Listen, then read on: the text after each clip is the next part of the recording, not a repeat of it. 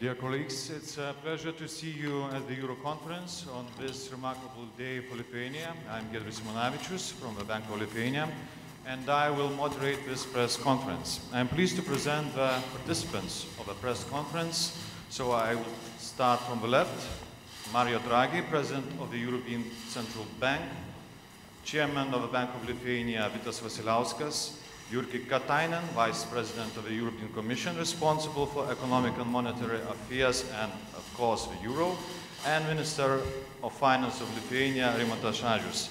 A few words on technical side of things. This conference, as you know, will be broadcasted directly, so questions have to be asked with the microphone. It is very important. Also, as usual, if you have a question, please raise your hand, introduce yourself, and say to whom your question is addressed. And of course we have translation, so you have headphones, and channel 1 is for English, channel 2 for Lithuanian. And I would like to remind one very important thing. As you know, ECB has so-called quiet period. That's why we should focus on Lithuanian issues. That's why we are here. So therefore, colleagues, we are ready for your questions. Yes, please. Kristina Jackundė, Lithuanian National Television. A question to Mr. President, Mr. Draghi. In your point of view, what are the most important benefits could Lithuanian people could expect from Euro, and could Euro be beneficial for Lithuania, talking about geopolitical situation and tensions across the borders? Thank you very much. I'm sorry, and the same question to Mr. Vasiliauskas. Pone Vasiliauskai, ar galėtumėte tą patį atsakyti lietuviškai jūsų požiūriu? Kristina, could you repeat the question to Mr. President? Okay, what are the most important... Slowly. Okay, what are the most important benefits could Lithuanian people expect from Euro? And also, could Euro be beneficial for Lithuania, talking about geopolitical situations and tensions across the borders? Thank you very much. Thank you. Both the Euro area and Lithuania will benefit from each other. Lithuania will benefit from belonging to the same currency, to sharing the same currency with the rest of the Euro area. Its economic contribution, together with the other Baltic states, is quite significant. Is about around 2% of total GDP, total exports, and 1.5% of total GDP. It's a sign that the way to go for the Euro area is to go for greater integration. The greater integration by itself has carried and will continue to carry to all its participants further benefits in terms of better functioning markets, mutual sharing of sovereignty. That's the most important thing to understand. Countries on themselves very often have lost sovereignty being on their own. They can regain sovereignty sharing their national sovereignty with others. That's our experience with monetary policy, for example. That is the main benefit. As far as I would say, you mentioned the geopolitical risk. I'm not, in a sense, the best equipped person to comment on these issues, but certainly to be part of the same Euro family, it should make people feel safer. Thank you. Okay, so I have asked to speak in Lithuanian, yes, as I understood. Na, tai kalbant apie, iš tikrųjų, ką duos mums euras, ką duoda mums euras, tai vėlgi, aš tikrai manau, kad esminis momentas tai yra, na, bendrumo jausmas. Tai yra būtent integracija, tolimesnė integracija. Tai yra labai nuoseklus sekantis mūsų ekonominis žingsnis, kuris buvo užprogramuotas 2004 metais. Ir manau, tai yra svarbiausia. Mano kaip Centrinio banko vadovo įsivaizdavimas yra stabilumas, yra vertybė. Tai aš manau, su bendra valiuta mes eliminuojam vieną iš svarbiausių rizikų, tai yra valiutos kurso rizika. O tai duoda be jokios abejonės stabilumą. Todėl stabilumas ir didesnė integracija yra tie du esminiai faktoriai, kurie iš tikrųjų reiškia gerovę ir perspektyvas tokiai mažai atvirai ekonomikai kaip Lietuva. Yes, please, Vaidas. Vaidas Beniušis, Baltic News Service News Agency. A question for Mr. Draghi. Could you please tell how Ukraine crisis and sanctions on and from Russia is currently affecting the EU economy? And do you see the Baltic region and Lithuania as among the states that are most vulnerable to the current crisis? Thank you. Thank you. Well, so far, I would say the effect of, if we take, let me step back. If we take a static snapshot of the current situation, we see that both the financial links with Ukraine and with Russia, although different extent, are not very big. They are obviously bigger with Russia than they are with Ukraine, but they are not, in percentage of the total assets of the euro area, are not very big. The same thing is with trade flows. The same consideration applies to trade flows. However, the Russian economy has been going down. The growth has decreased considerably, and that certainly is going to have some effect on European demand. But one should also ask two more questions. It is indeed true that if we compare the flows to the euro average, you see that these flows are not remarkable. At the same time, we can have local situations that could be very affected by the present situation, by the present geopolitical environment. And we have to have an eye to energy, of course, first and foremost. And the second consideration we have to make is that this is a pretty static view. We don't know how it will unfold in the future. So it would be, I would think at this stage it would be premature to foresee what the final consequences of these developments will be. Yes, please. Callum Williams from The Economist newspaper. This is for Mr. Draghi. Does it worry you that by January there will be yet another country in the I'm sorry, does it worry that? Does it worry you that by January there will be yet another country in the Eurozone that has falling prices, that has deflation? Is that a concern for you?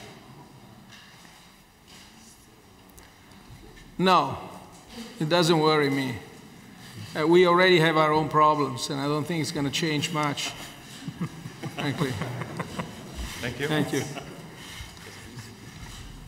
Hello. I have a question for both Mr. Vasiliauskas. Oh, by the way, let me add something. This is a country that's growing at 3%, which is also going to make some change in a positive way. So, thank you. Reuters. I have a question for both Mr. Vasiliauskas and Mr. Draghi. For Mr. Vasiliauskas, how long do you expect Lithuania will keep to the limits enshrined in the euro entry criteria, the Maastricht criteria, especially inflation? How long will it keep to the Maastricht criteria on inflation? And for Mr. Draghi, you said in front of European Parliament hearing on Monday that ECB is ready to alter the size and the composition of its unconventional interventions. What exactly do you mean by that? What other assets could be included in the asset purchases? Yes, by answering to your question, our forecast is for this year, if we are talking about inflation in Lithuania, about 0.6%. Next year, 1.5%, and in 2016 can be 0.8, something like that. So in the medium term, of course, we will keep on the target, I would say, of 2%. So I do not see any circumstances which could influence aggressive increase of inflation in this part of the world. But we will see, we will see. Thank you. As said at the beginning, I can't be specific at this precise point in time, but I can restate what the Governing Council unanimous commitment is. That is to say, to use also other unconventional instruments within its mandate if it were to assess a worsening in the medium-term outlook for inflation. Yes, Sandro. Alessandro Speciale, Bloomberg News. President Draghi, I have a question for you. I know it's in the silent period before the Governing Council, but in your efforts to bring inflation back towards 2%, is the risk of low inflation for long that you have often pointed out also linked to a lower potential growth in the euro area? What I mean is it structural?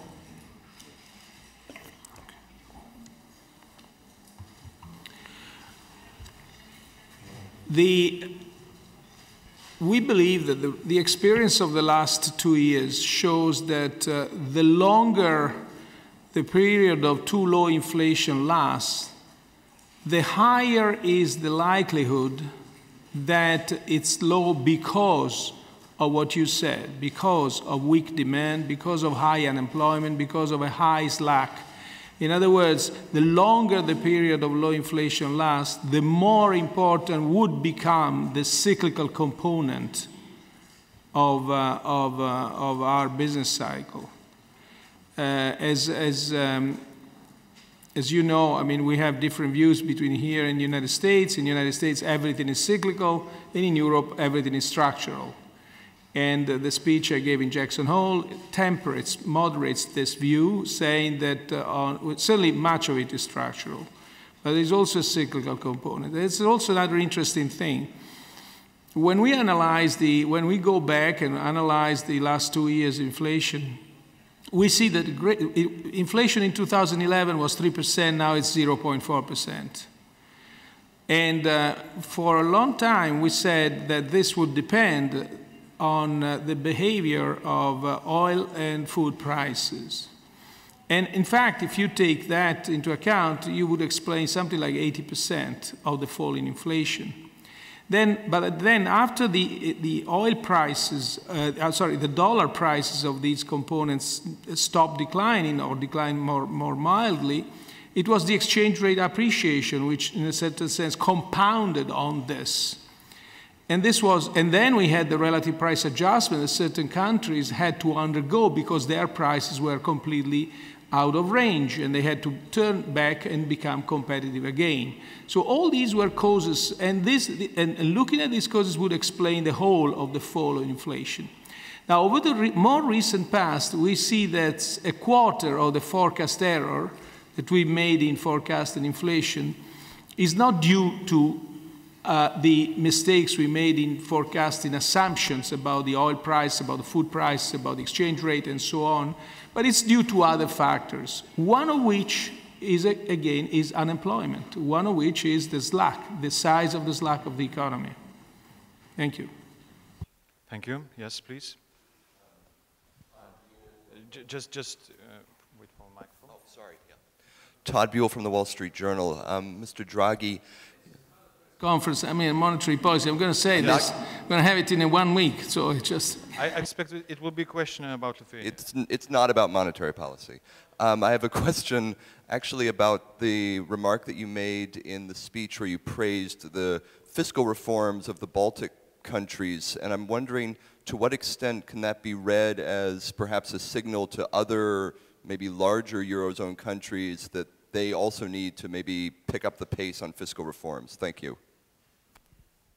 In the experience of the Baltic countries shows three things.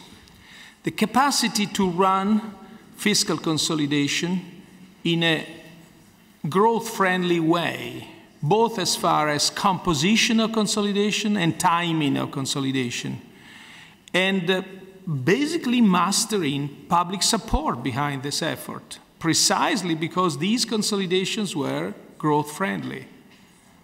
I mean, this is, I wouldn't call it a lesson. I don't like to give lessons to anybody, but it certainly is a powerful message to everybody else. Thank you. Yes, colleagues. Milda? Yes. Mr. Draghi, Milda Shapotytė from Bloomberg News. Just a follow-up on the example of the Baltics and Lithuania being sort of a lesson or, you know, appraisal for good reform. But is it fair to say that this is a success? A lot of people have immigrated. Lithuania has lost a lot of young and educated. Do you see potential risks for the economy and in growth from losing the young and educated?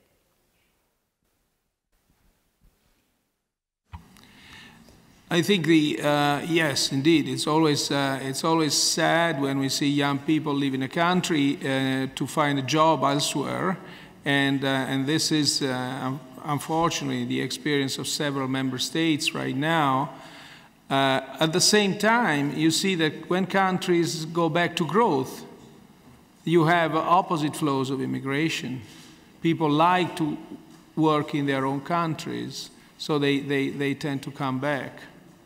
And I'm sure that this is what the Baltic examples, but also Lithuania will show, and is showing, as a matter of fact.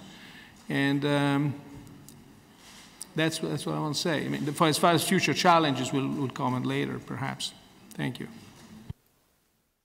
Yes, Rasa, please. Rasa Lukaitytė iš Delfi, klausimas ponui Šadžiai. Tiesiog noriu paklausti, Lietuva perspėjama neatsipalaiduoti dėl fiskalinės drausmės. Ar planuojamos, tarkime, kitais metais išlaidos nepažeidžia to dalyko ir kaip ketinama iš tikrųjų kontroliuoti šitos dalykus?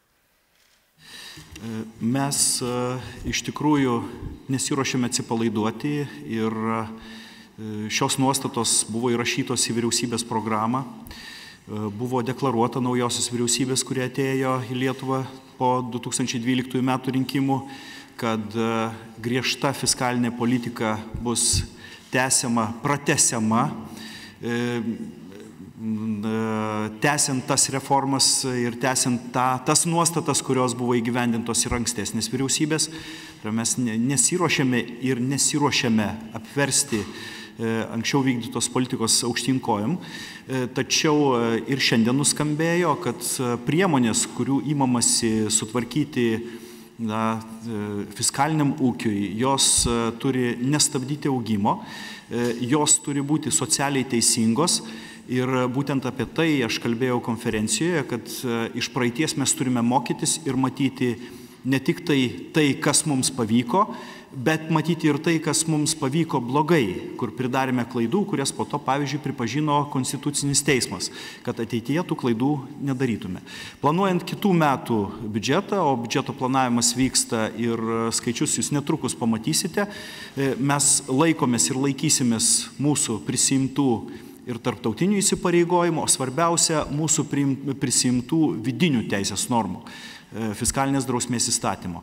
Ir visus klausimus, kurie iškyla šioje srityje, spręsime griežtuose fiskaliniuose rėmuose.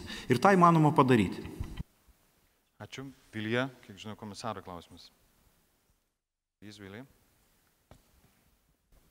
Mr. Commissioner, how you value challenges for Lithuania and possibility just to be in the market of Eurozone, and how the euro can just affect our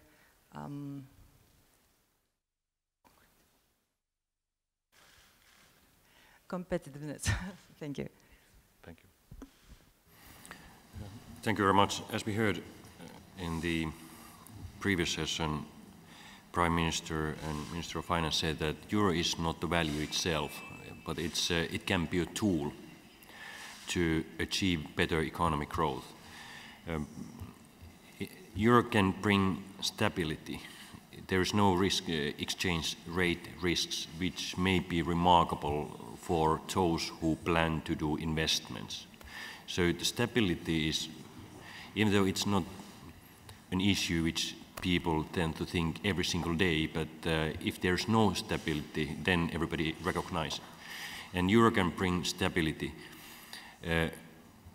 Another thing, and this is a very important aspect of competitiveness. Also the absence of exchange rate risk, it's a very important part of competitiveness. Also the price comparability, so you can compare the price level and it usually increase competition. And competition is a precondition of productivity and competitiveness. So at least these two aspects are important when looking at the euro's impact to competitiveness. And of course, it's easier for the ordinary citizens to travel, for ordinary entrepreneurs to trade, when you can easily see the price level and compare the prices. So in that sense, especially for the small country, why not the bigger country also, but especially for the small country, euro is very important and stabilizing factor. Thank you, Commissioner. Now we have possibility for the last question. Who will be the lucky? No one? So thank you very much, colleagues. Thank you, participants.